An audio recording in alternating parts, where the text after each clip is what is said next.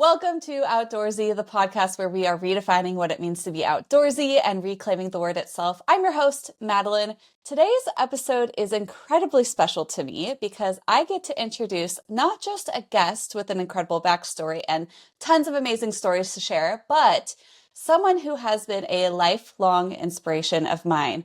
Jim Wilson is a mountaineer, Eagle Scout, and all-around outdoorsman. But the most important title he holds, at least in my opinion, is my dad. He has tackled the formidable slopes of Tahoma, also known as Mount Rainier, multiple times and even braved the challenges of a Denali summit attempt. But beyond his impressive outdoor achievements, he is the person who taught me how to love and respect the outdoors from a very young age. Along with my sisters, we were raised with this deep appreciation for nature, all thanks to his guidance and his passion. I cannot wait to dive into hearing more about his adventures, his experiences, and share with you all the wisdom from this man who has been my hero since day one. Jim, my dad, welcome to the show. Wow. Thank you so much for that introduction. I really feel blessed. Really, the reality is, uh, you guys had a chance to experience the outdoors because I love the outdoors. The reality is, I have always been captivated by the outdoors as long as I can remember. And for me, uh, what I think about sort of being outdoorsy or what that means is it could be what I really like about it is it's a place where it breaks down all of those kind of normal things that kind of keep us apart from each other. So it could be that I'm out on a rigorous hike and I say, "Oh, how much further to the waterfall?" Or it could be I'm out walking the dogs and I say, "Do you see the dogwoods today? Aren't they amazing?" And all of a sudden, there's these things that forget about our economic status, our gender, or whatever's going on, whatever bad days we've had at work. There's all of a sudden this sort of common bond, whether through its sweat and toil or just looking the way the sunset looks at night, that kind of brings us together. And so that to me is being outdoorsy, is being in a place where you can take a deeper breath, just sort of look around and appreciate things and just kind of relax a little bit. And it just breaks down all those barriers for me. And so that's kind of my sort of story of kind of how I think about this idea of outdoorsy that you presented me with. Yeah, so you all who are listening to this see where I get my passion and my opinion about what it means to be outdoorsy from. I grew up with just my parents taking us out into the backyard and looking up at the stars and marveling about what we're seeing. It doesn't have to be anything fancy or, structured even. It can just be going out and appreciating the outdoors. So yeah, you all are gonna get to hear some amazing stories from my dad, from Jim, and I'm so excited. But let's take a step back and just talk about kind of your journey. I want to hear about Yeah. your relationship to the outdoorsy community, kind of like, your broader story, origin story to, Yeah. for lack of a better term. Well, I think the reality is that all of us as kids probably to some degree were forced to be outdoors. Mom said, "Go in the backyard and play." Right? And so for me, that was not a hardship. That was a joy. Climbing trees and playing with GI Joes or dinosaurs or whatever it was, and building forts and exploring and pouring water on things and whatever, finding bugs was just something I just did naturally, right? And I think then that interest and that passion kind of broadened when I got my Schwinn Stingray bicycle, and I got to go further than my backyard. I could go to the park. There's this place called Mitchell Park that had a ravine behind it with a little stream that ran through it. And going there in the summers with a couple of friends and my brother, and just exploring, looking for tadpoles or frogs, dragonflies, and just how cool that I think we were in the middle of suburban Palo Alto, but it felt like we were in the middle of nowhere and could kind of escape a little bit. And so, really, from the earliest days, it was just that idea of kind of exploration and adventure. Another thing that kind of really brought that spirit out in me is reading books. So I was a voracious reader from a young age, and there's books like um, like Rascal or My Side of the Mountain, and there was magazines like my parents subscribed to National Geographic, and I got Ranger Rick magazine when I was a kid, and there'd be these stories about animals or places that always just kind of captivated me and my interest in saying, I want to see more. I want to explore. I want to be a bit of an adventurer, but just to be interested in all these things. And so that was a big part of the very, very beginning. And yeah, so what else would you like to know? Yeah, it's fun hearing the stories of a young child Jim adventuring and poking at bugs and stuff because those are some of my fondest memories of my childhood. And with my sisters, we just you guys would not even push us outside. We wanted to be outside.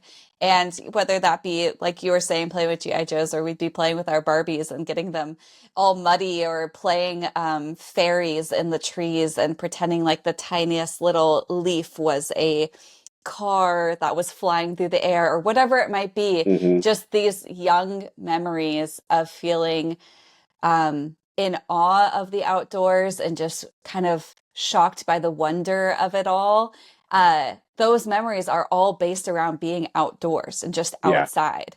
yeah, We have memories of playing inside, of course, too, but those like really magical moments, I don't know, it always was when you were younger. And I feel like yeah, even with, for those of you all listening, I have a niece and, my dad's granddaughter.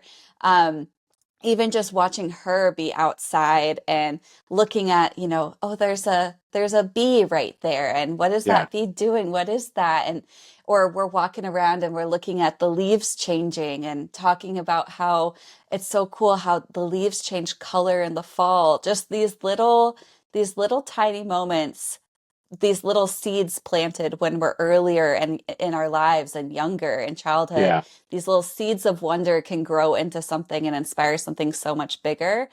It's just so cool to hear that reflected in your story too, because that's what I remember from growing up. Absolutely. And in that, it's also really cool to start developing places that you become sort of familiar with, but then still can be adventurous. So neither of my parents were really especially outdoors. My mom was in Girl Scouts and became a kind of a regional leader for the Girl Scouts when I was a kid. But they never, my mom liked to hike, my dad not so much, and we didn't do a lot as a family other than we would spend a week every summer up at Lake Tahoe.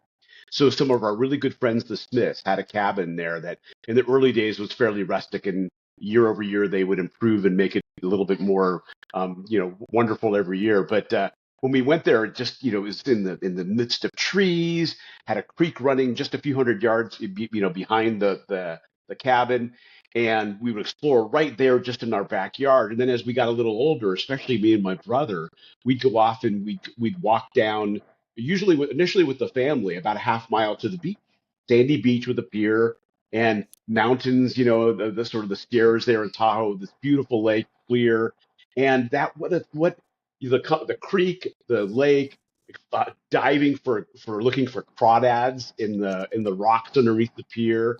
It's just that kind of, again, like I said a moment ago, just that exploration. And as we got older, it also then became sort of a trust thing with my parents, where we became had to show responsibility, but then be a little bit more adventurous and be able to kind of earn that trust of being a little bit further away, getting more confident as swimmers and hikers and that sort of thing. But it became this place where we grew up, appreciating and being sort of familiar, but be able to stretch in terms of our relationship with the outdoors.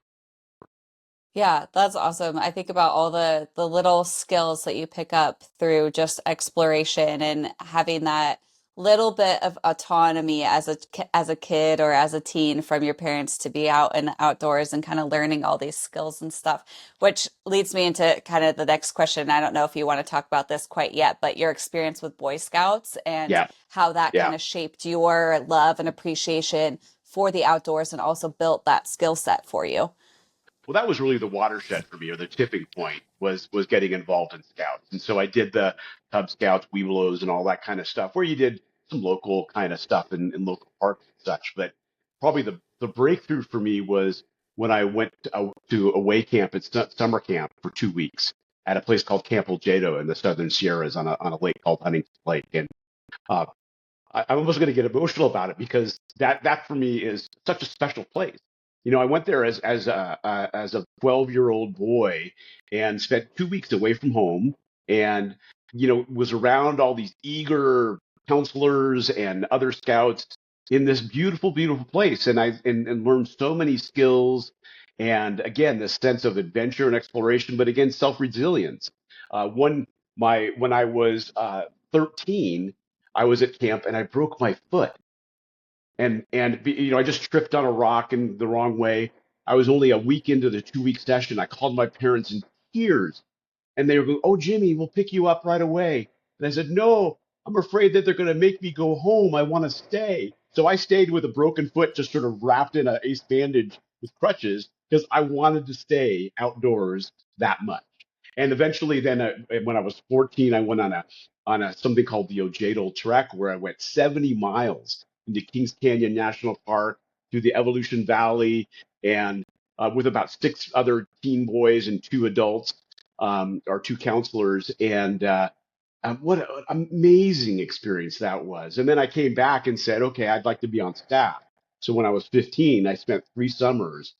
Instead of 2 weeks, it evolved to 2 months on the staff in this summer in the Sierras, hanging out with a bunch of friends. And that was the other part of it. And where I think to me, it bridged from being outdoors and just beauty and splendor to about the relationships. One of the things for me, especially at Camp Old Jato, and especially with the staff, was I got a chance to just spend time unplugged, to spend time kind of away from the day-to-day stuff at home, and kind of create new relationships and be present with people. And whether we would often get up for like a sunrise or stay up late for, and do for a star float in the middle of the lake and look at the Milky Way. And when you have those kind of moments together that are kind of almost sacred and almost, just really shared special moments of appreciation for the outdoors, but also for each other. Often in the sunrise, we would on a Sunday have a sunrise service, singing music and just personal reflections, and that really shaped a lot of who I became as a person, not just an outdoorsy person, but an overall person, in terms of the way that I would seek out opportunities to both appreciate the outdoors, but also appreciate the people in the outdoors. I love that. I think one of the things that you said that really made my ears perk up was talking about how your appreciation for the outdoors was almost sacred or something almost magical or cosmic. I think that a lot of the times in the outdoor industry, especially when we're talking to people who have more experience, like yourself, who have these incredible, very outdoors heavy, outdoor education heavy backgrounds, a lot of the time these conversations skew towards the topic of conquest or of accomplishing a really specific goal. And you've done a lot of amazing accomplishments in the outdoors, but it all is because you have this relationship with the outdoors and appreciation and reverence for it, this respect Hmm. for it that you had early on. And hearing you talk about how even as a young man, as a teen boy at 15, even at that time you had the awareness to be like, oh, this is special. This is something really important, and have that appreciation, which I'm sure has grown as you've had a chance to reflect on it with age. But I really do think that having that baseline of respect and appreciation is what then enables you to succeed in these other areas and accomplish these goals while maintaining that balance really appropriately. So it's cool. It's Yeah. just cool hearing you talk about this uh, reverence that you had for the outdoors so early on in life. Well, two quick follow-ups on that, and that was one of them is, all of us think if you've gone camping at all, how cool a campfire is. There's something about the crackling and s'mores, sure, but it was campfire songs, and often we would do as counselors, we would do things with the kids, but then the staff would stay later, so then it's just a dozen or maybe 18, 20 of us, and then we would sit and we would share reflections and we would share kind of hopes and dreams a little bit, and have poke at the embers of the fire and watch them go up into the air. the embers go up into the air, and that really was a very sacred thing. And for me, given that my Christian faith is actually something important to me as well. It doesn't say it has to be the same, but there's this overlap between that reverence for kind of the outdoors and the sacredness of both the quiet and just massive eternity really of the outdoors, but also then connecting with faith. And you can have both. I happen to feel both very strongly. Some people feel just one, which is great, but it's cool that they could come together for me personally. One other thing I wanted to say about that is then bridging to today. I talked about these counselors that I got to know. Many of them I still hang out with, not all the time, but I just heard the Simon Sinek podcast where he was talking about friendship and about the importance of friendship. And one of the things about friendship is it's not the people you see every day necessarily, but it's the people that you trust the most. One of the ways you trust the most is the people you share the most with, and sometimes the most private and intimate things. I had this group of young men that we started as teens, and we're now in our 50s and 60s, and we still get together now every summer or almost every summer and go backpacking, and we get to hang out in the same near that lake in Huntington Lake in the Sierras. And now we're sharing stories about our kids and grandkids and jobs, job losses and successes.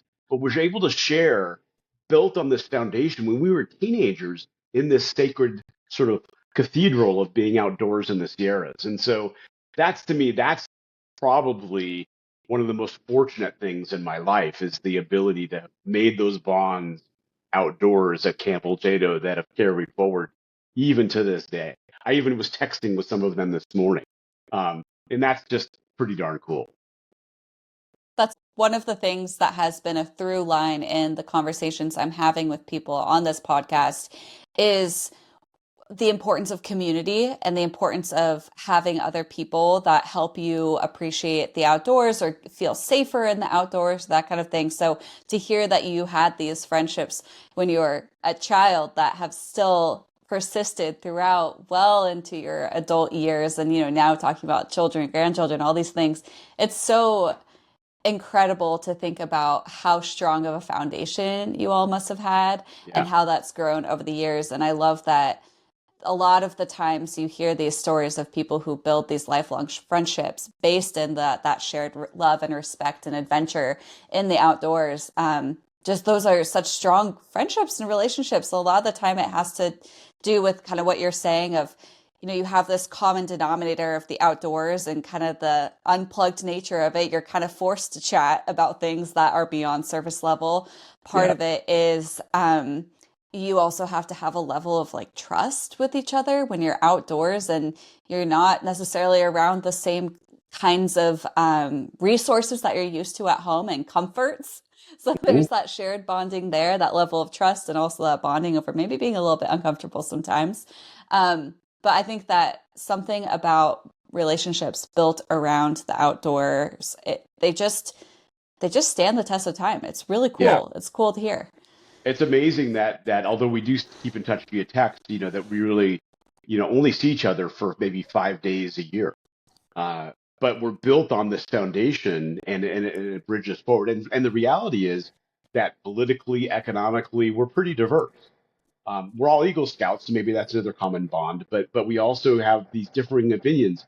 And we're able to kind of, like I said at the very opening, that, we're able to suspend some of those or not dwell on those. Instead, focus on that sunset was amazing, or did you see that shooting star? And those kinds of things. But then also talk maybe a little bit more about our worries and concerns as we're able in this space that's uncluttered, like you said, from just day to day stuff, whether Mhm. it's digital or otherwise. It's just your day to day stuff, and it is quite a gift.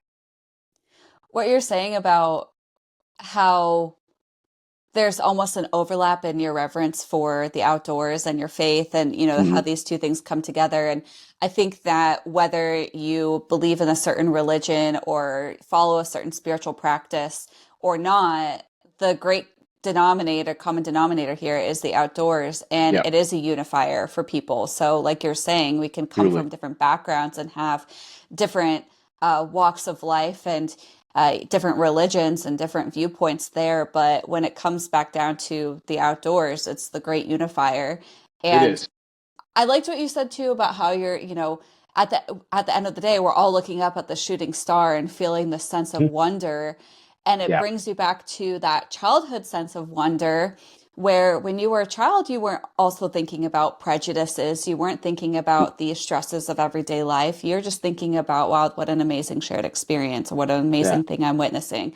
So I love that. For all of my listeners, one of the cool things about my dad is he's pretty badass and has done some pretty incredible outdoor accomplishments, and is a mountaineer. He has summited Tahoma, which some of y'all called Mount Rainier, many times, and including with my sister, which is a really cool story. She was 18 years old, I think. Was she 18, 17? Yep. 18. Yeah. Yeah. So really young, taking her there. Just also had a summit attempt of Denali in Alaska. Just done some pretty cool, badass stuff. And I would love to talk about that and hear about that because Yeah. I it's a really cool part of your story how you have balanced both these really extreme accomplishments physically and mentally with also still staying true to your roots of appreciating outdoors as a whole, and also Yeah. having this perspective that the outdoors are for everyone. You don't have to be a mountaineer, but you have the perspective of having that incredible experience. So I'd love to jump into that and hear a little Yeah. bit more about your adventures. Yeah. You bet. Well, it's really funny. I think about when I was just going to college, sort of a friend and mentor of mine when I was in high school, both in terms of singing and outdoors, was this guy named Steve Stana, who's now a professor at Stanford, and he gave me a book called The Armchair Mountaineer, and it basically was a bunch of short stories about that you could read about mountaineers and mountain stories.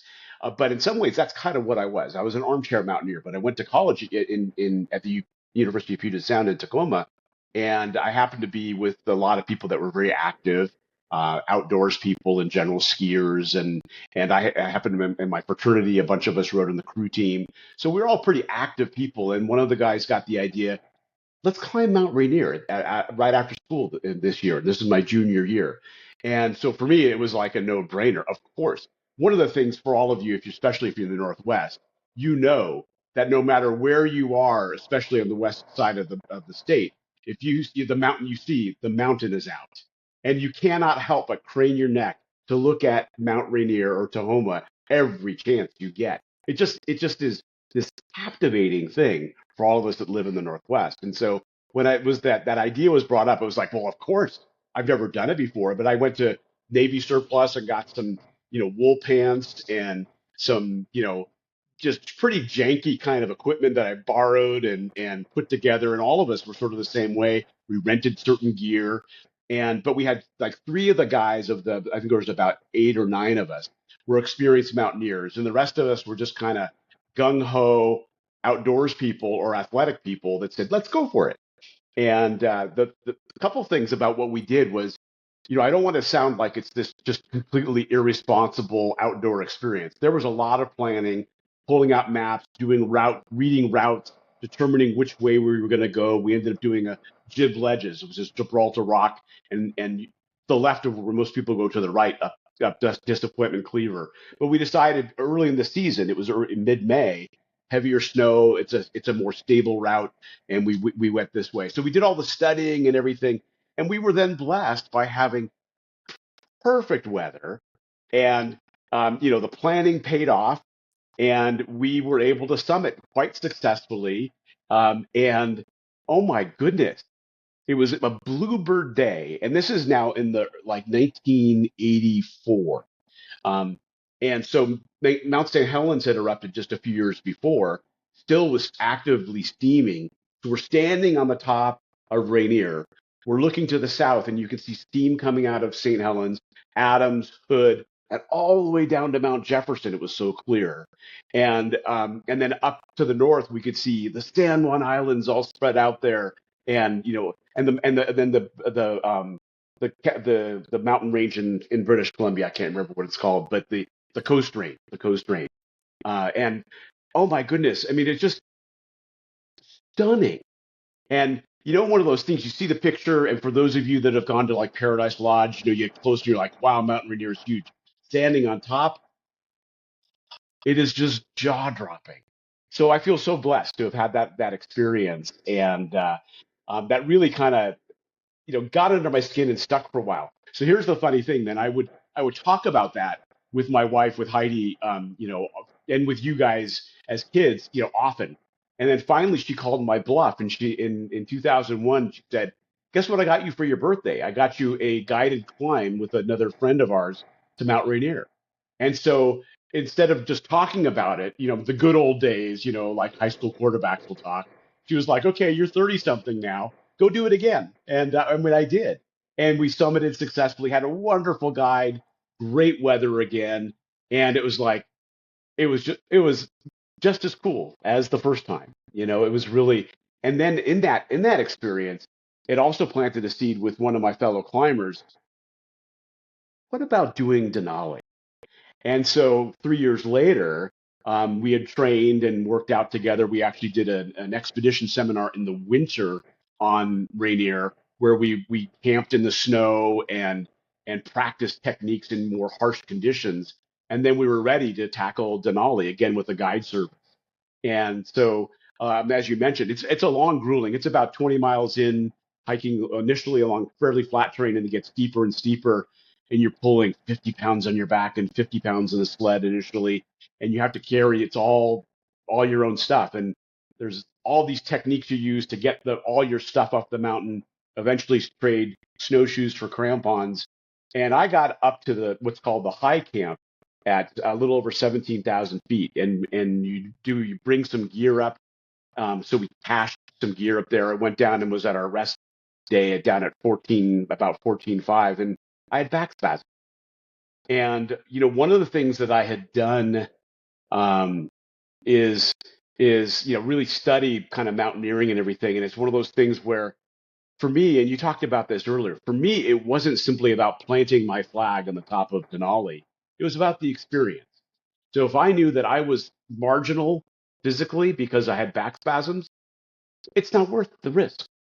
So I happily waited for my crew to go, and they spent a couple more days and came down and joined them and was able to walk off the mountain with them.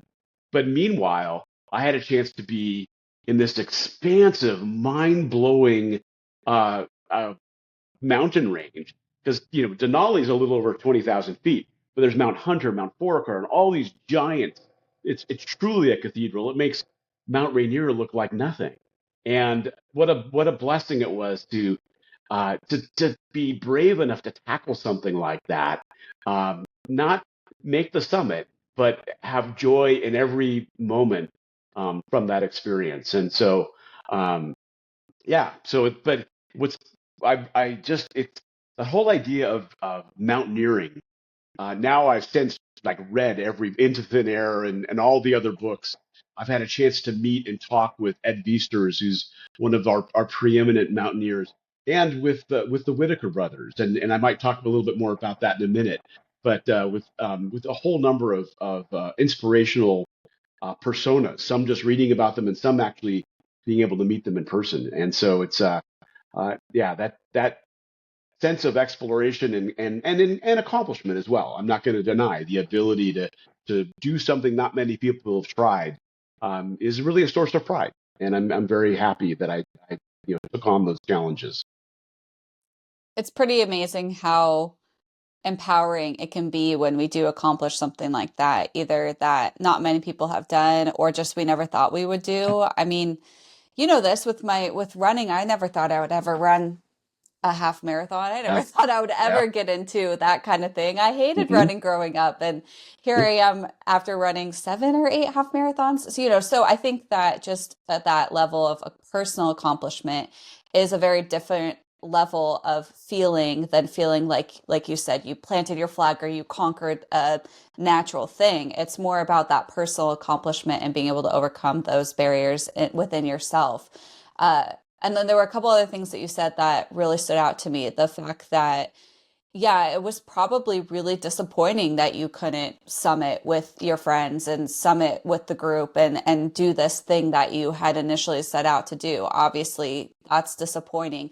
But you didn't even really talk about that much. Instead, you just talked about how incredible it was to be in this landscape and this incredible area that you got to kind of recover in and wait for the group to come back down in.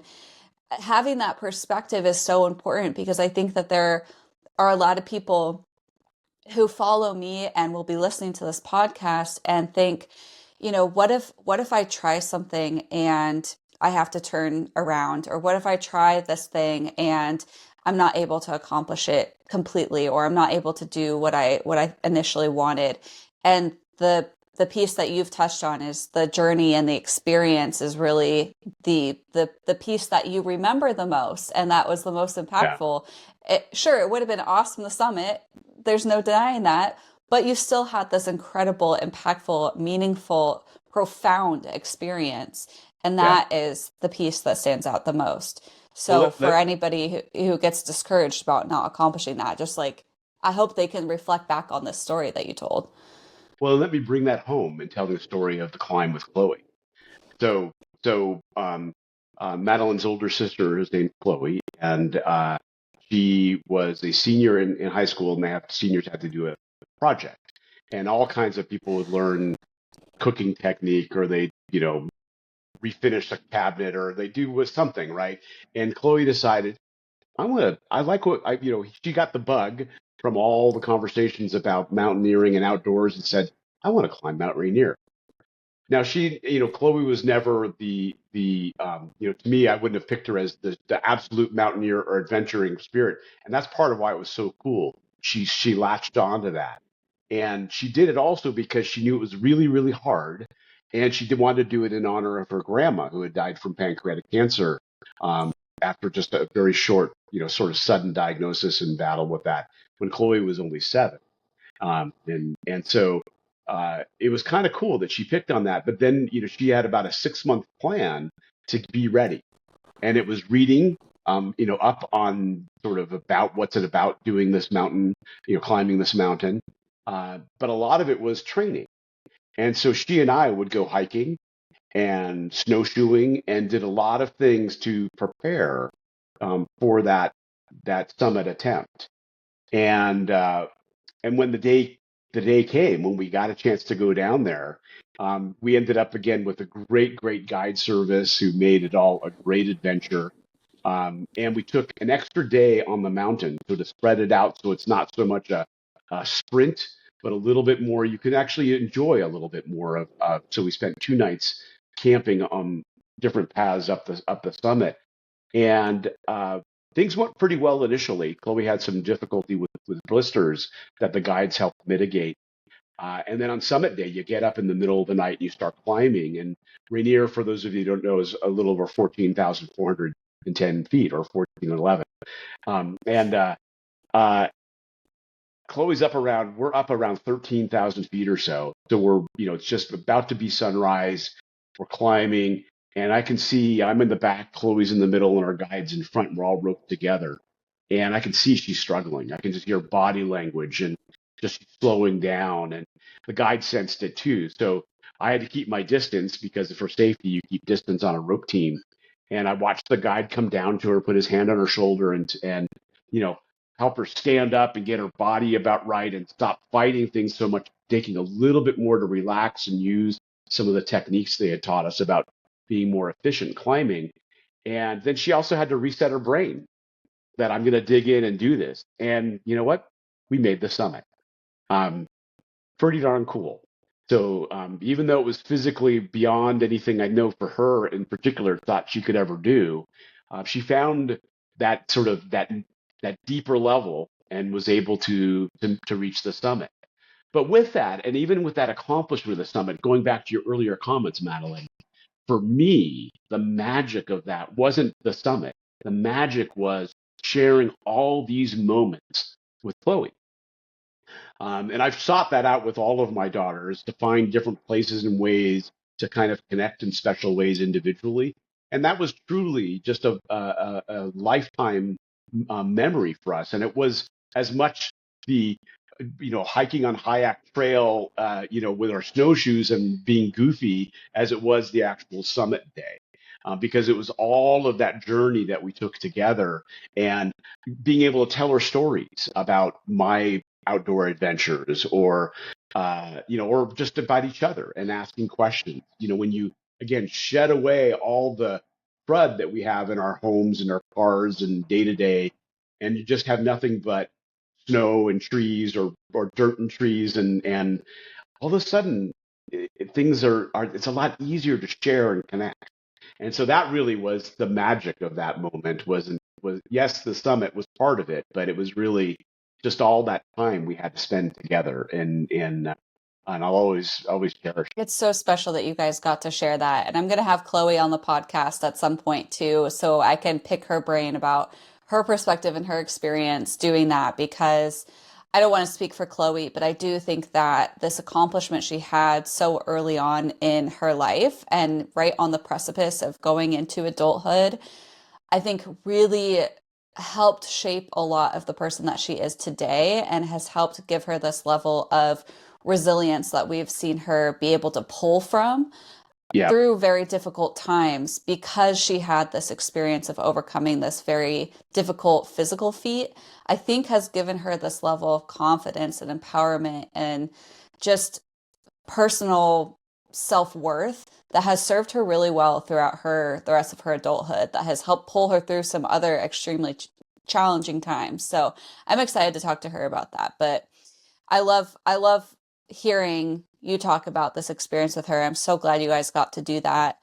What Thinking back to your experience with Chloe on Rainier, thinking about your summits of Rainier with, the guides that you did, or, when you were just a junior in college, or even if you're thinking about, your Eagle Scout days or camping with us, what were some of the hardest lessons that you've learned from these experiences? I know we've talked about this, it's important to take care of your safety and to pay attention to those types of things. But what are some of the other lessons that you've pulled from these amazing experiences?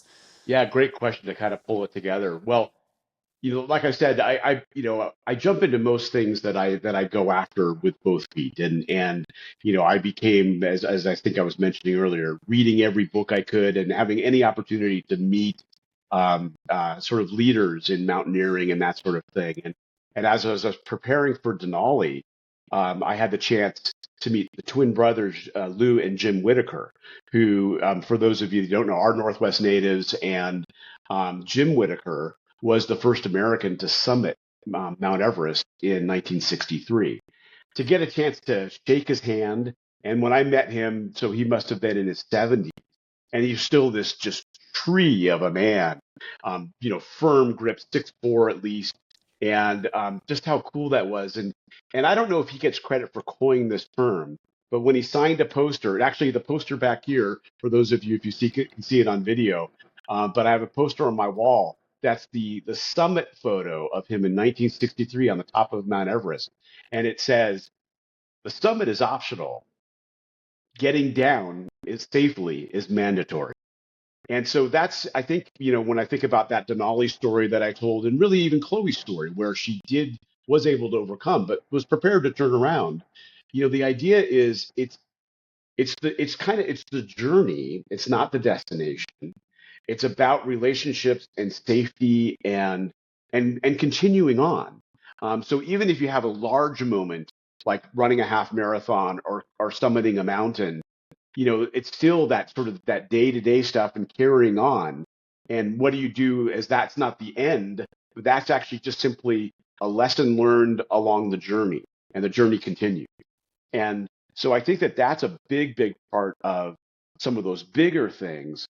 But I really, if I break it down to some of the stuff that I think that you and I have talked about around sort of the outdoorsy concept, this idea that the reality is it doesn't require summiting a mountain.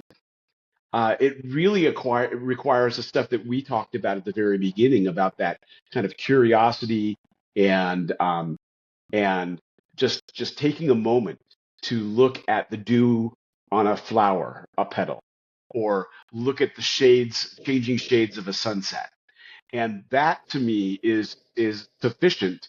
Check the box of being outdoorsy. It's saying I'm looking beyond my screens and around the four walls of my house, and I'm getting out in the broader universe and appreciating all that is there in some way, in whatever modest way that can be for me. And so that's probably to me the biggest lesson is that. I love that. Oh, gonna get emotional thinking of yeah, for people listening to this podcast or watching, my dad has taught me a level of empathy and emotional intelligence that is pretty remarkable. However, we both also cry at just about everything in a healthy and kind and sweet way. Yeah. That's very, I think, endearing, but oh, I'm surprised we haven't devolved into tears yet. Maybe we'll get there at the end. But I think one of the things I did want to kind of pivot into talking about is the barriers that people often face when they're thinking about getting outdoors. And I think you've had a lot of interesting experiences from both from being, a camp counselor, a leader, a staff, teaching, and helping young people get outdoors and stay safe, but also raising three young daughters from an early age to appreciate the outdoors and be safe in the outdoors. I just think that you have a lot of lessons and wisdom to give to anybody else who is listening and maybe doesn't feel like they quite belong yet, or they are just nervous or scared to even begin adventuring outdoors. I just think you have a lot of great experiences to kind of break down some of those barriers that might Hmm. feel really intimidating to beginners. And I'd love to kind of pivot and dive into that topic Yeah. next. Well, we've touched on this a little bit, but really, um, we talked about some big things, like Denali. But the reality is, the answer to your question is really quite small. It really is. Um, it's really about focus, um, and focusing on your surroundings, being sort of patient, and listening, and um, and just taking a beat, just taking a pause. Because to me, where I get the most sort of energy about the outdoorsy, what I consider to be outdoorsy, it's more in the way that I'm able to breathe better. I'm able to calm myself down.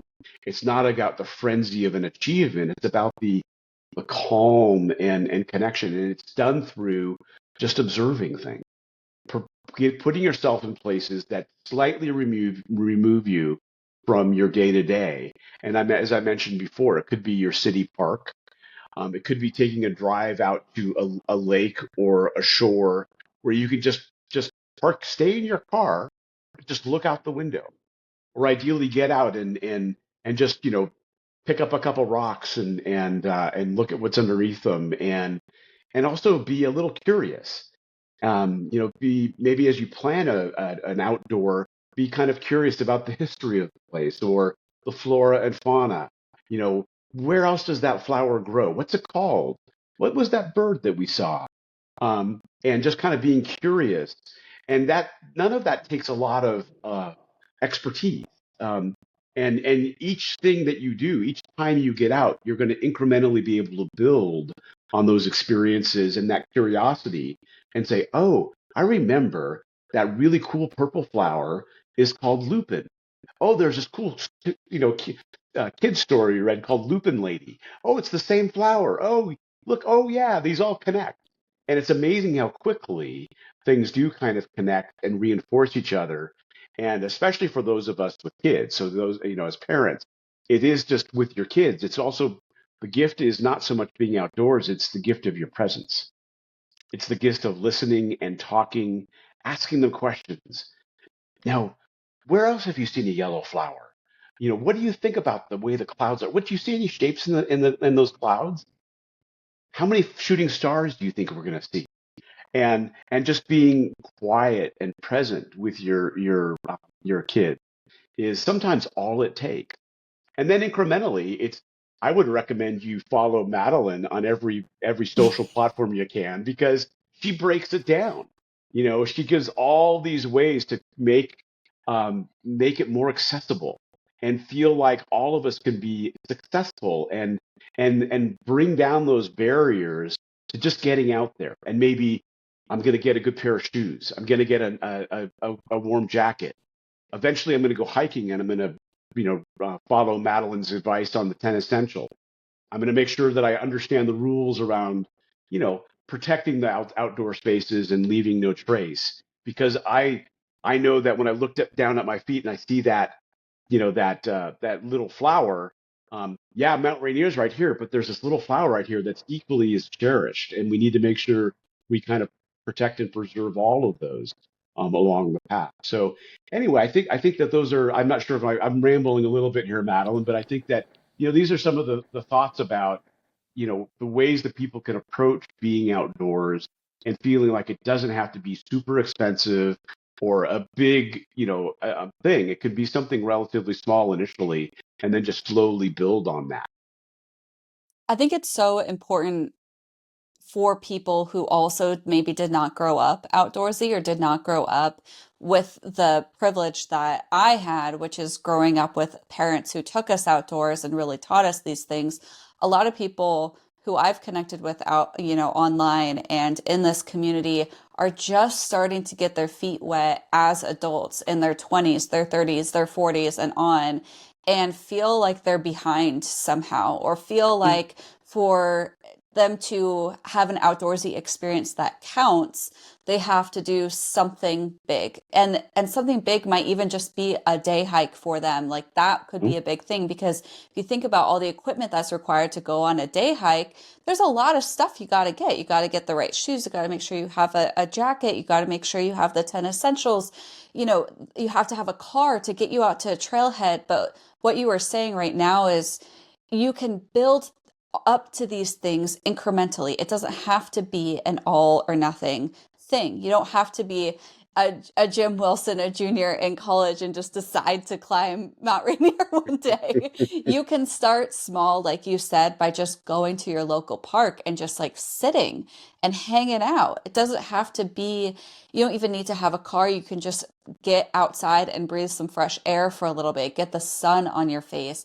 But as you start to kind of just small little steps branching out, you will start to build up that confidence, that skill set, that knowledge, that feeling like, oh, I can actually do this.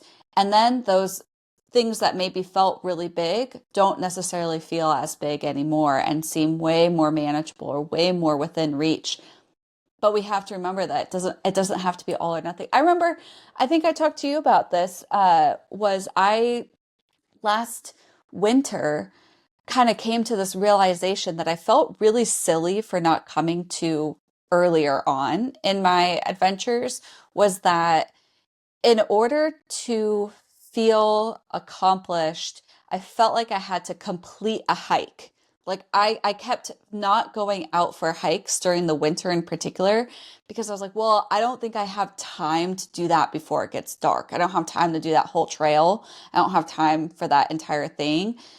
But then I was like, wait, why do I have to do the whole hike?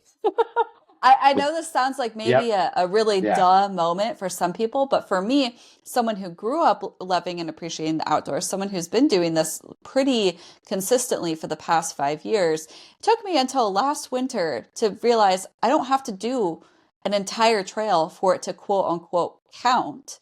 I can still get out, get outside, get my boots muddy, get my blood moving a little bit, breathe in that fresh air, observe nature for a little bit. I can just turn around anytime that I want. I don't Yeah. have to complete this trail. Sure, it'd be great to like see that view or that waterfall or whatever it is, but I can just do part of a trail. And Yeah. then I started thinking about how I can just go drive to a pretty place and read my book. I don't even Right. have to go for a hike. And this mentality shift really helped me when I become temporarily disabled this summer with my surgery in my foot and stuff, feeling like I can still be outdoorsy and do these Yeah. things without it being a hike or a certain activity, and just being out there. It was a great mindset shift. So I hope people listening hear your advice coming from someone who has done all these things and has had all this like really impressive experience, saying like, just go to your local park and just look at a flower. Yeah. And that's enough. And Yeah. you start building incrementally. It's just this mindset shift that I hope that more people can really get into as they learn about how the definition of outdoorsy can apply to them no matter what they're doing. And to sort of one other thought on that is the other thing to remember, especially if you're kind of new in exploring outdoors, is how eager and willing, not just willing, but eager people are to help. So if you go camping, you forgot something, or if you go camping, you say, "How do you like your tip?" Or "How did you do that?" Or where did you learn about? Or what do you think about the trail choices? Or whatever. And there's two things that are accomplish that. Is generally speaking, if you ask for help, people are more than willing to give it, especially in an outdoor space. Um, the other thing is you might make a new friend. Now, you have to be safe outdoors, and a lot of times in the car camping world, especially, there's a lot of people that are kind of sloppy and they make messes and they're kind of disrespectful. But those are pretty far and few between. And I think the vast majority are people who were in exactly the same spot you were in terms of not sure how to start and are proud of you for starting and say, oh, actually the rain fly goes on top, not underneath, or whatever whatever it is that you might have done wrong, and you'll get help. And oh, you forgot matches. Don't worry, we got plenty. Or I mean, those kinds of things, people are more than willing to help, especially in outdoor situations. So please don't hesitate to ask for help. Oh, absolutely. This is such an important piece that I've actually talked with a couple other people because I think that one of the barriers people face is both balancing that need to be self-sufficient. So especially if you're going out and adventuring on your own, making sure you have all this stuff that if there were an emergency, you'd be able to take care of yourself. But we also have to acknowledge that everybody starts somewhere, everybody makes mistakes. And I mean, I've made mistakes, plenty. And everybody, everybody starts from somewhere, everybody starts has mistakes that they make, right?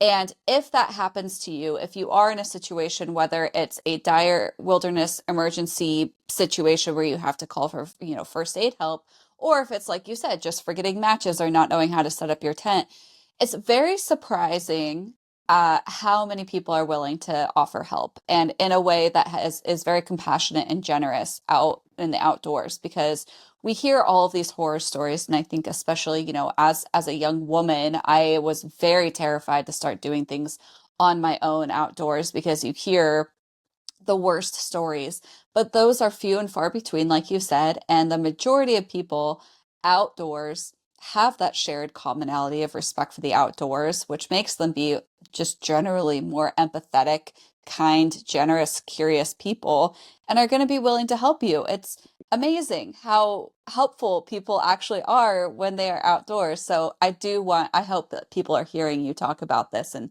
feeling a little bit relieved and a little bit encouraged by the fact that so many of my podcast guests have shared this sentiment of, yeah, everybody out there for the most part, pretty darn helpful, pretty darn approachable, and you're not alone. And like you, they're just sort of seeking moments of beauty. They're seeking moments of solitude and beauty, right? That's what a lot of this is all about, is getting that sort of enrichment of those kinds of experiences. Now, Madeline, I want to tell a quick story that you can edit out if you want to, but of you and I hiking up to Lake Serene. Yeah. And so we did this hike. Madeline and I went on this hike together. It's a pretty darn rigorous, about 7 miles each way, and pretty steep. And you get up to the Bridal Veil Falls, and it's not so bad. But then the last bit, getting up to Lake Serene and being able to see Mount Index is pretty grueling. Well, as we got further up, it just got socked in clouds, fog, and we keep going up, and it's like, you, this is kind of miserable. Not sure I really, really want to do this, but we both kind of supported. Come on, we could do it. And we got up there, and it was socked in. You could see about half the lake, but nothing. And then it was a shroud of cloud. And so yes, there's water there, but other than that, you had no idea where you were. And so there's this one sort of area up there on Lake Serene, this larger sort of spot where it was lunchtime and other people that had got there sort of targeted this larger boulder or kind of rock face to kind of spread out and just kind of relax a little bit. And in theory, see the view, but there was no view. So we're relaxing. And then all of a sudden it starts to clear up just a little bit. And we sort of kind of are looking up, a little bit and almost like as if it was like the opening of a Broadway show, the the the clouds parted like curtains and opened up. And there, I don't know, what is it, 2,000 feet above us is Mount Index just rising up and reflecting instantly on Lake Serene. And it happened so suddenly, you yelled, "Holy shit!" And everybody around us just that was what they all were thinking, but you said it first, and like 30 people start laughing, but laughing out of glee because it was just one of these things. Everybody felt the moment and it was just sort of the suddenness, but also the beauty of this revelation of this mountain and the lake and this thing that had been hidden from us. And all of a sudden, just it was wow right there. It was just so fun. It was just a great moment that we had the chance to share. But with that, it's that common experience. I bet there's people that told their friends, "There's this girl that shouted," and it was just a lot of fun. And it literally lasted maybe 10 minutes, and then the curtains closed. The show was over. But it was just this cool experience that I'll always remember that because it was just so uh, unexpectedly joyful in that moment. It really was. I love that story so much, and you had just sent me some of the pictures to reflect back on. So I'll put, if anybody's watching the video episode, I'll put up some of the pictures from this hike, so you guys can all see what it was like. I don't even think we got a picture of when the clouds parted because I think we just were watching it and in the Yeah, moment. But yeah, I think that that whole story emphasizes just the shared, because I think everybody was pretty quiet. Everybody was yeah, a little bit somber up there. yeah. No one was really having a great time. Right. And and I as maybe it was annoying for some people when I yelled out like that, but I think for the most part everybody was just like, "Yeah, holy shit, like, this is cool." And Yeah, we had that moment of kind of like broken ice between all of yeah, us and the very shared human moment that was really cute. And so, yeah, yeah, yeah, that's one of my favorite memories too. yeah, yeah. That was just great. Yeah. Um, I wonder if you have any insight to share about, just as we think about inclusivity, I think that you have an interesting perspective having raised three women, and the outdoor industry is generally a pretty male dominated industry, both from what we see in the media, but also just what we see represented on social media a lot of the times as well. Or I remember when I was first trying to figure out how to do a lot of this stuff on my own and figuring this Mm. out as an adult, a lot of the resources that I had were mostly just developed by men for men. Um, as you like have raised three young daughters, and then as we've shifted into adulthood and you've maybe seen me go out on some of my solo adventures and stuff, like what advice do you have to fellow parents who are raising either young women or other people who are maybe not as represented in the outdoors? Basically, anybody who's not, Yeah, a cisgender heterosexual male, yeah, um, to help them both feel like they can empower their children to do this stuff and to feel like they belong, but also for them to be safe. And then finally, how do you ease your anxiety, which I'm sure you inevitably have felt, yeah, whether it was when we were younger or as we're older and we're doing things on our own? That was a pretty yeah. loaded question. There's a lot there, but Yeah. I think I can unpack it. I think that the first is really about being prepared, and planning. And so, one of the things, again, you're maybe not going to teach that to a 4-year-old, but the idea is you as a parent take on some of that and then bring your kids along in taking some responsibility for ensuring that you're doing things safely, environmentally soundly, in respect for the place that you're in and the people around you. So it's that all those interactions, especially when you're out in sort of shared space or outdoor spaces, that you're doing so with a degree of reverence, a degree of respect. and making sure that that's instilled, that it's not this playground. It's not about running around crazy. It's not about, you know, playing music real loud and everything. It's really about sort of going to a place and having some level of really, again, I'll go back, reverence for that space. So that's part of it. I think another thing, especially for young girls, is expecting they can do anything. And so if it's setting up the tent, if it's getting ready for dinner, if it's, you know, even planning or leading on the hike, it's encouraging those kinds of moments of getting a little bit more autonomy and a little bit more confidence that I can do this, that I'm useful. There's so often, and especially for dads, we might say, "Oh, you guys just go sit over there and I'll set up the tent." But hey, a huge part of the adventure is setting up a tent. That's actually pretty cool. There's this. How often do kids, in the living room try to make a fort or a tent out of blankets and pillows and stuff, right? And really, you're doing that then in the outdoors. It's really only 1 degree away from that. It's that idea of how cool is that? Ooh, it's kind of saggy here. How do I get it to straighten up? It might be, hey, Dad, can you show me how to tighten that guy wire? And then, oh, I can do that now next time. Um, and it's those kinds of things. And then it's being prepared for handling kind of adversity. And how do you react to that? So as a parent, modeling that and encouraging that. So it's raining or the clouds are there. I don't know that I was being necessarily a great parent because I wasn't super happy up the Lake Street either. It was finding those ways to sort of find the silver lining and say, hey, we'll come back again. We'll see if we can get that view the next time we're here.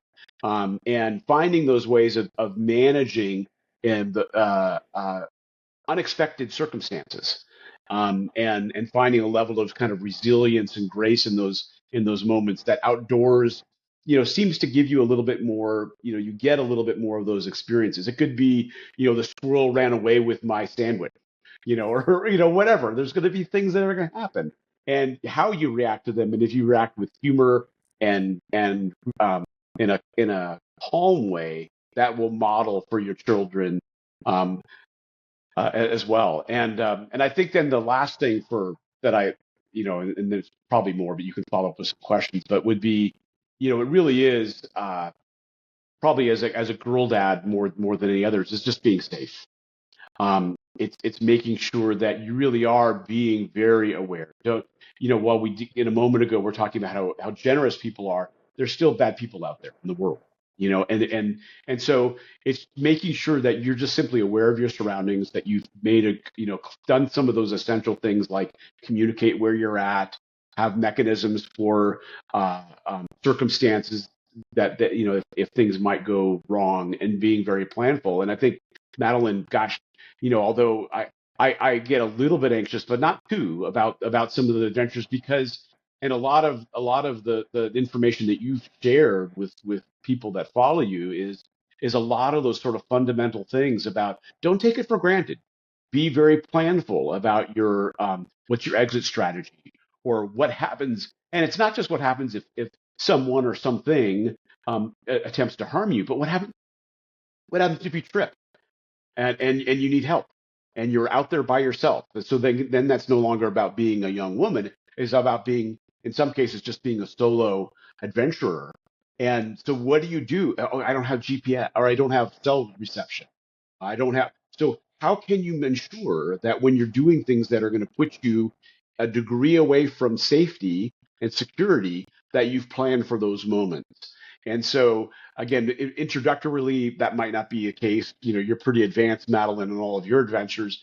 But I think that kind of making sure that you've planned for contingencies, for basics, 10 essentials, et cetera, but also for contingencies is super important. And so that would be the encouragement and caution, for parents. But the bottom line is it's all these moments to teach our kids about curiosity and confidence and respect.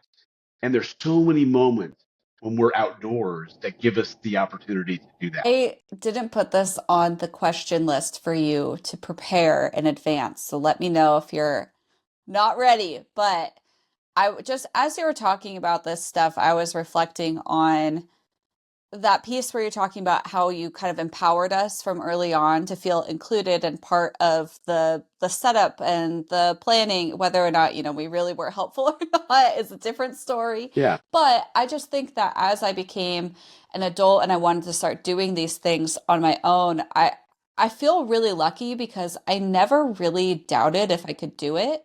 I always knew I could do it because you raised me that way to Yeah. just believe in myself.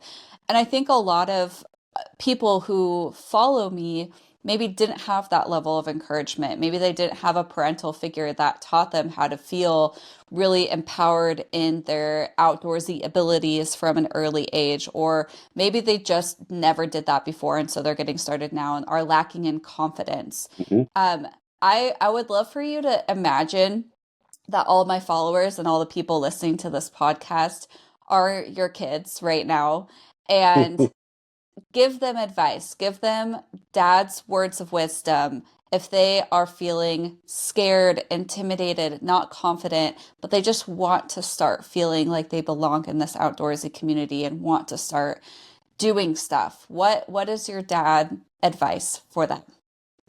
Well, kids, I have to say, every journey begins with the first step, and then the second step, and then the third step. And the idea is the journey is the thing, not the destination. And so it's having the confidence and uh, uh, being bold enough, because it is maybe a little bit bold, but being bold enough to take a step that's something different. And that's my encouragement is that you don't want to jump off a cliff, but taking a first step on a path, that might be okay. And maybe taking a second and third.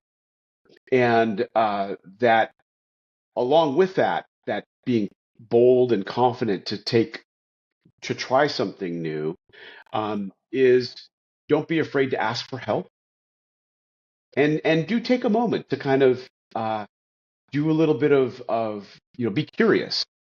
How does this work? How can I do this better? How do I go about doing this thing? Because curiosity for me is probably one of the best virtues that anybody could hold. It's not just about being outdoorsy. It's about work. It's about um, relationships, spouses, whatever is not sort of talking about yourself, but being curious about what other people know and how things work and that sort of thing is one of the greatest strengths. So be curious, build confidence, and do that one step at a time. Perfect. I hope everybody likes hearing a little bit of dad wisdom from you. I know a lot of my friends always are like, "How's Papa Jim doing?" And we love Dad. And you've just kind of, whether you know it or not, have kind of pseudo adopted so many Oh people yeah. in my life. So if anybody is ever looking for some dad words of wisdom, you can always call up Jim. Uh, as we kind of wrap things up here a little bit, I did want to just kind of one last time. We've talked about this in so many ways already on the podcast, but just to kind of put a final bow on it, how do you define outdoorsy? Outdoorsy is having your eyes and ears open to the world around you. It's taking a step outside and breathing deeply and relaxing yourself and being open to what the world has to offer.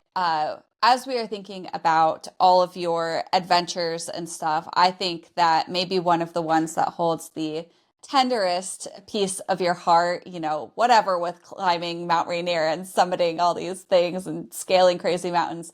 But can you talk about your experience camping with us and exploring with us as your daughters? Well, in all things, I think the magic of being a parent is you get to sort of relive being a kid.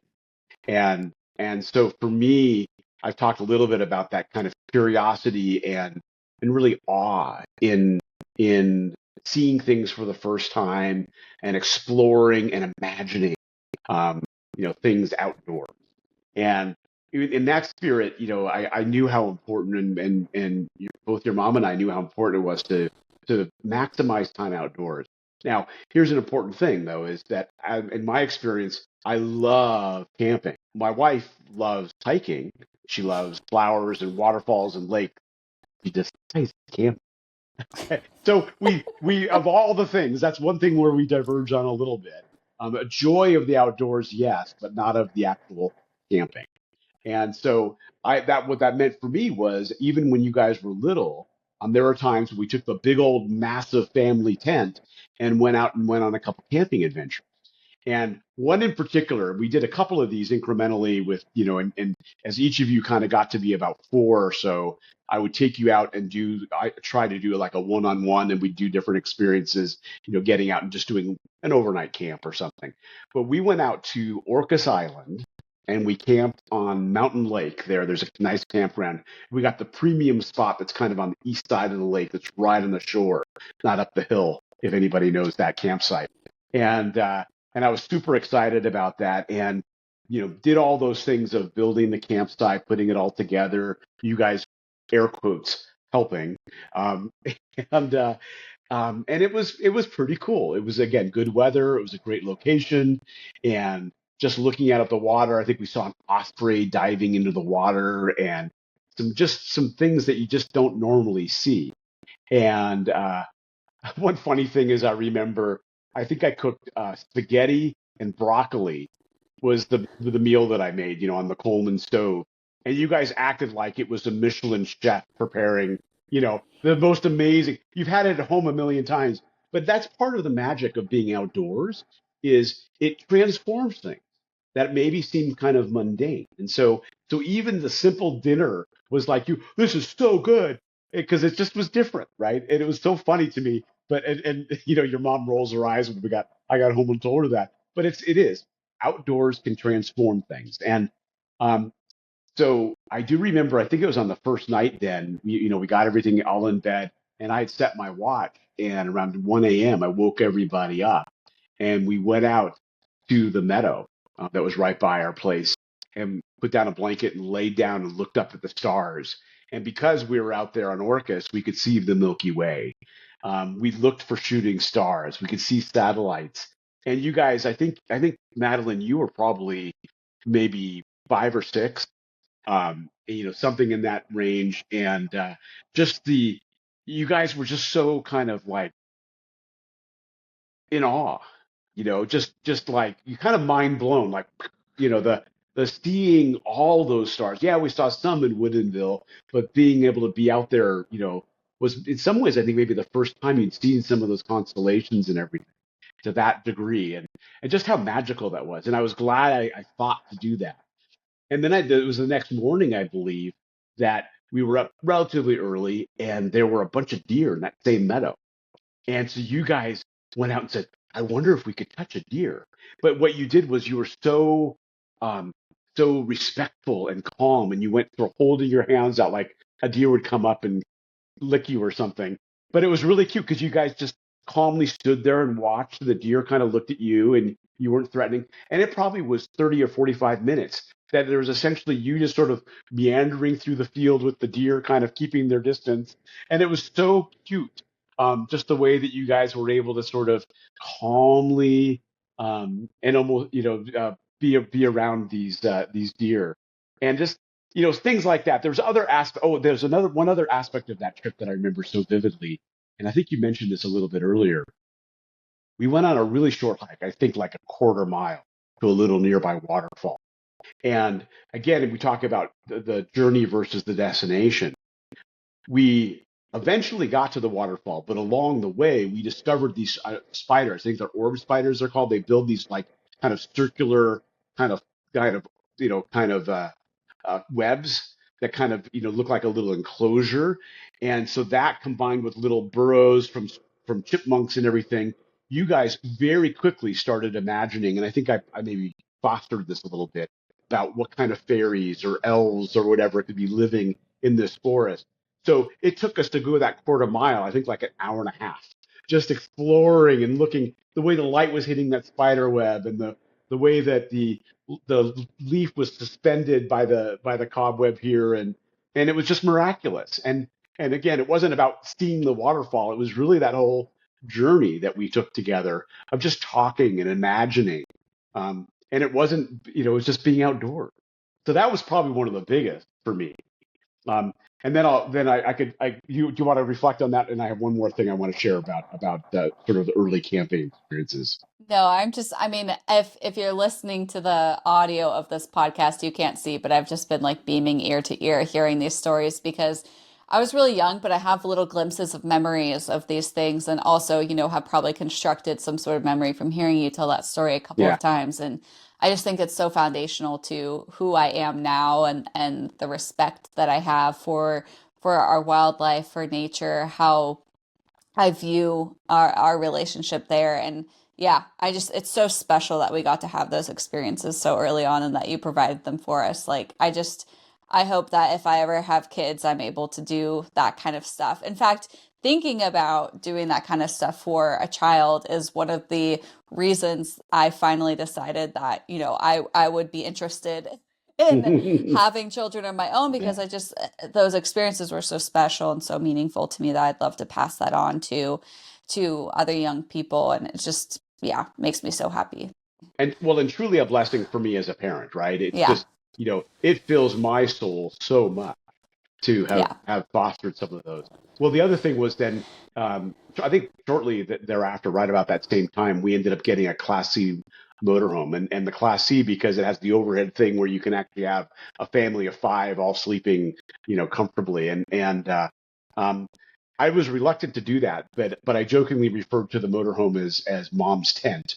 Um, uh, but the reality is being able to have air conditioning and take a shower and have a little bit more comfortable place to sleep, be away from bugs was pretty darn cool. And we probably had that for 6 or 8 years, that RV. And among the things we made a sort of a family tradition was going at least once a year to Leavenworth to a KOA just outside the east side of Leavenworth. And it was right on the Wenatchee River, had a nice pool, had, not too big, had, paved roads that you could roller skate or a bike on. And what was so cool about that was we ended up going there and we went there repeatedly, and then it became a place that was more and more familiar, like I was describing my Lake Tahoe thing in some ways. And so you became more and more confident. We became more and more confident in you guys to give you a little bit more latitude to be able to kind of go a little further afield as long as you checked in regularly or within certain parameters. And then what was fun was watching you invite your friends to come along, sometimes with us initially, and sometimes their whole families would come along. And so it became this thing where it was this sort of, again, a gathering place outside of the normal, day-to-day suburban lifestyle, where we got to sort of just recreate things and then share things like, cooking over the stove and having s'mores and those and going down to the river and watching sticks float down or trying to swim to the other shore, kind of thing, and just looking at the dead salmon that washed up or whatever it was that was just interesting, and it became one of these things that I know for you guys was our opportunity to give you a place that was familiar but still adventurous, and out of the norm, and that was kind of a great combination. So I just wanted to share that story as well, and I'm sure you've got some thoughts about that whole KOA experience. Yeah, I know. KOA needs to sponsor this podcast because we could talk about KOA forever Yeah. because I think it's such a special, specifically, obviously the place that we went in Leavenworth, but just KOAs in general offer this really unique blend of options for people to be able Right. to commune with nature and be in the outdoors, however that looks for them. So for like you brought up, you know, we I think even would pitch a tent still, but we had our RV, so we Yeah. could kind of pick and choose what we wanted. And then when we had friends and family come in and stay with us every once in a while, they would get one of the cabins if they wanted a cabin, or pitch a tent if that's how they wanted to spend their time. And I think Mm. having a place where everybody has options for them to be comfortable, accessible, safe, and also just enjoy the experience of being in the outdoors and having those options and having those little Hmm. adventures, but also being able to feel comfortable and safe and happy, however that looked for them, was really important. Because you talk about your dynamic with you and mommy, like just Hmm.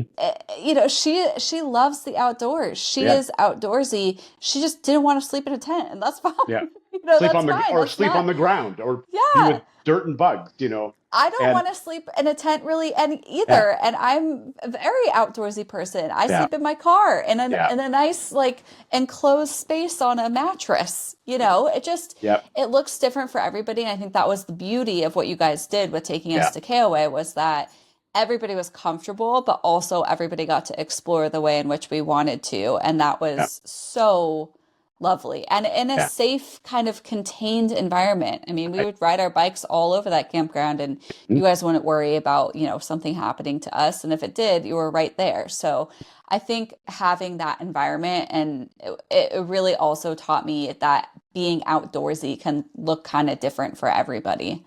Yeah, yeah. Yeah, yeah. It's very special memories, though. Oh my gosh, I just, yeah, growing up and going to the KOA and Leavenworth in particular, just really Yeah. special memories. If you're watching the video episode, I'll put some fun old pictures up on the screen so you guys can see too, some throwback pictures. Yeah, just lovely, lovely memories to reflect on. As we think about getting more people to feel encouraged and empowered to explore the outdoors, how do we balance that with, respect for our lands and our wildlife? We've touched on this, just coming from a place of respect and curiosity and doing your due diligence in terms of research and preparation and stuff. But I'm just curious if you have any other perspective you want to add here. Yeah.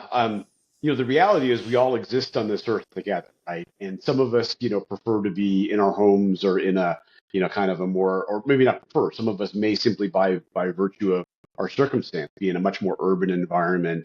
But the reality is all of us are on the same marble, the same planet. Floating And rock yeah, in yeah, space. yeah. And so, the reality is, there is sort of a both opportunity and responsibility to care for it, uh, but also a challenge to say, wow, there's a lot more beyond my front door. And so, really, I think what you're getting at is partly, about environmental stewardship, yes, but I think the idea of outdoorsy and some of the things that I hear you talking about, Madeline, are having people take that step out their front door and being able to kind of appreciate to whatever degree is most comfortable or accessible to them, just the changing colors of the trees in the fall, the new growth in the spring, um, the sound of different birds, and those sorts of things in a way with a little bit more intentionality, um, and at the same time of not being judgmental of anybody that's doing it in the way that they choose, as long again it's not sort of infringing on the rights of others, um, and real supportive and encouraging each other, inviting each other, because if you heard anything that I said, it was partly about outdoors, but a big part of what I've talked about is about how being outdoors facilitates relationships. And some of my deepest and most meaningful relationships have been associated with time outdoors. And so that's, I guess, the other part of the balance is I think it really enhances and enriches, whether it's family relationships or relationships with new friends or old. That it's that to me is a really powerful part and a really need to find balance in our lives by seeking time outdoors. You articulated that all better than I ever could, so thank you. I mean, I agree with everything you said 100%. Before we wrap up here and talk about what's next for you, any final thoughts? Anything else you wanted to add? I think for me, uh, I still seek new opportunities to explore. I like to go to a new trail. Um, I mean, I like going to familiar places for sure. That there's a touchstone in that. But um, one ambition that I have that I don't know that I'll get a chance to achieve, but I would love to do something called the Wonderland Trail. It circumvents, it goes around to Mount Rainier. It's about 90 miles. And, it's permit access only. And I'd like to go up and do the enchantments and find some of these other chances to see places of really exquisite beauty. Um, and to maybe take, a little bit of adventure, because that's part of, again, what really gets me excited. And I'm not looking to do those solo. I'm looking to do those with people that I care about. And so that to me is kind of next. But I also love the opportunity to simply go down to what's the reservoir down the road and hike and just watch the how the foothills have different colors different times of the year, and how just depending on the cloud cover, things can look entirely different. I still appreciate all of those. And like I said in my opening, just going out and walking the dogs and seeing what's going on in the neighbor's garden is exciting to me. So that's kind of the what I see kind of moving forward. Uh, and Yeah, I think that's for me. And then it's really just having a chance to, with all these things in mind, it's about strengthening the relationships with my family and people like you, Matt. And whether it's outdoors or not, but ideally finding ways and places that we can have adventures together, and and find ways to really seek and appreciate beauty, and that rejuvenation that only the outdoors can. What, as we wrap up, what's next for you? Are there any like upcoming projects, Yeah, ideas, anything like that you're excited to share with us, whether they're related to the outdoorsy world or yeah. not? Would just love to give you the platform to plug whatever you want to plug. Oh, sure. Well, I mean, the only other thing that I think maybe I'd mention that maybe some of your listeners might be interested is one of the things that I like to do is voiceover. So I've begun to do some narration of audiobooks, videos, corporate and commercials and things like that. And any opportunity that I have to provide, deliver my voice to help people deliver a message, is a great opportunity for me. I think I've been blessed, with the ability to speak pretty clearly and with a pretty good instrument. And so I'm finding that I'm doing more and more of that kind of work, and I really enjoy it. So if people wanted to go visit my website at jimwilsonvoice.com, they'd be able to see some of my work and some of my demos. And it would be great. Feel free to reach out, and if you're interested in exploring the opportunity of having me be involved in any video or podcast or type of projects, I'd love to explore that with you. Yeah, you have the best voice ever for this kind of work. Extremely talented. I'm glad that you enjoy doing this kind of work because you're very good at it. If anybody is listening, I don't think I don't know if there's a big crossover between my audience here and my husband's podcast audience, but if you ever want to hear my dad's voice in action in a podcast setting that's a little bit more produced and sounds a little bit better than this, the intro for my husband's podcast is actually my dad, and it is the coolest intro ever. So It was fun. check that out. Yeah, it's really cool. And I'll add the link to your website in the show notes. So wherever you're watching, go check out the show notes for this episode and you'll be able to click through there and connect with him. But yeah, any final words? Otherwise, I'll wrap things up for us.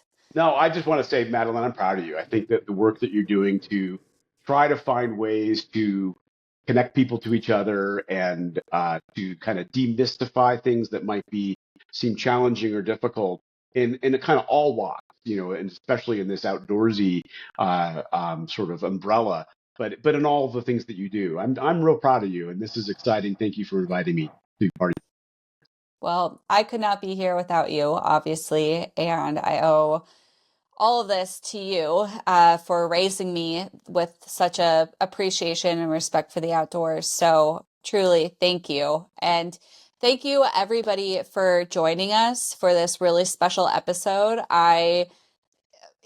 It's my dad and I talking. So if you stay till the end of this, I am very impressed. We could probably talk forever. But I think I learned a lot from you today because I got to ask you some questions that, we haven't really had an opportunity to talk about at length. And I think that you provide such a unique, powerful perspective from your experiences in your life. So I just thank you for sharing all of that. And I hope everybody who's listening feels like they have Papa Wilson to Hmm. listen to whenever they're feeling discouraged or maybe needing a little extra boost to appreciate and actually feel empowered to go out into the outdoors. So thank you for listening and sticking through this episode. Be sure to like and subscribe wherever you listen to your favorite podcasts. And if you are interested in joining the Outdoorsy community that we have launched, you can become a patron on Patreon and gain access to the Discord server. So the link to all of that is in the show notes. But all in all, thank you, Jim, for joining. Thank you, everybody, for listening. And remember, you belong out there.